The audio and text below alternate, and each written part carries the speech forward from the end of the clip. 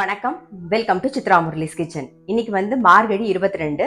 இன்னைக்கு என்ன பிரசாதம் பார்க்க போறோம்னா, பாசிப்பருப்பும் கடலப்பருப்பும் சேர்த்து ஒரு பாயசம் தான் பண்ண போறோம். அதுக்கு வந்து நான் ஒரு சின்ன கப்ல ஒரு கப் பாசிப்பருப்பு எடுத்துட்டு அதுக்கு வந்து ஒரு 2 டேபிள் ஸ்பூனுக்கு கடலைப்பருப்பு எடுத்து நல்லா வாஷ் பண்ணிட்டு தண்ணியெல்லாம் வடிய விட்டு எடுத்து வச்சிருக்கேன். இப்போ என்ன பண்ண போறோம்னா, குக்கர்ல வந்து கொஞ்சமா நெய் விட்டு லைட்டா வாசனை வர அளவுக்கு வறுத்துண்டு அதை வந்து வேக வச்சுக்க போறோம். ஃபர்ஸ்ட் அதை வறுத்துக்கலாம் நம்ம.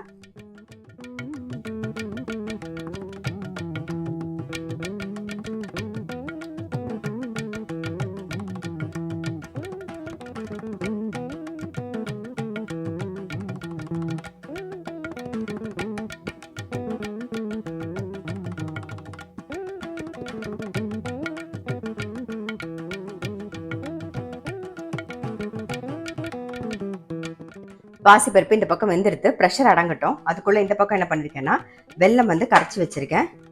அது நல்ல ஒரு அதாவது வெல்லத்தோட அந்த பச்சை வாசனை போக நல்ல ஒரு கொதி வரட்டும். பாசிப்பருப்பு வந்து இந்த கப்ல ஒரு கப் எடுத்துட்டேன். இதுல ஒரு 2 டேபிள் ஸ்பூனுக்கு வந்து கடலைப்பருப்பு எடுத்துட்டேன்.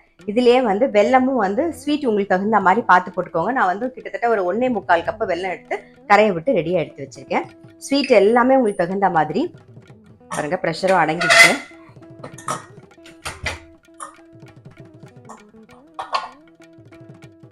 பாசிப்பருப்பும் கடலைப்பருப்பும் நல்லா வெந்துடுது.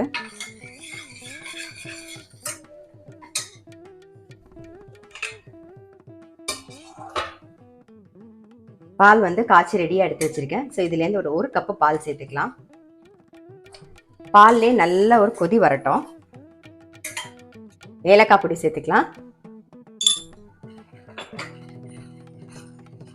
இல்லை பாருங்க, பச்சை கற்பூரம் ஒரு சின்ன பீஸ் தான் வச்சிருக்கேன் நான். இது அப்படி நசுக்கி அப்படி போட்டுருக்கேன் பாருங்க. நல்லா கொதி வந்துடுது. பால் சேர்த்து ஆஃப் பண்ணிடுவோம், கொஞ்சம் ஆறட்டும்.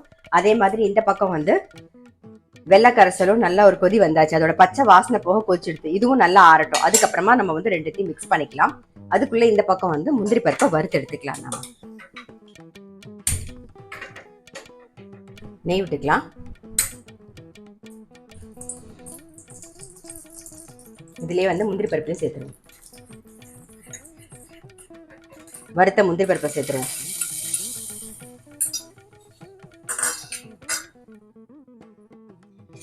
இந்த பக்கம் வந்து ஓரளவு நல்லா ஆறிடுத்து. இப்ப வந்து வெள்ளை கரைசலை சேர்த்துடலாம். அப்படியே விட்டுட்டே கலரி விட்டுருங்க.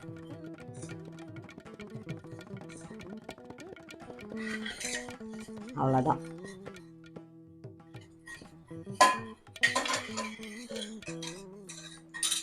இன்னைக்கு பிரசாதம் பார்த்துருப்பீங்க. பாசிப்பருப்பு பாயசம் வந்து ரெடி.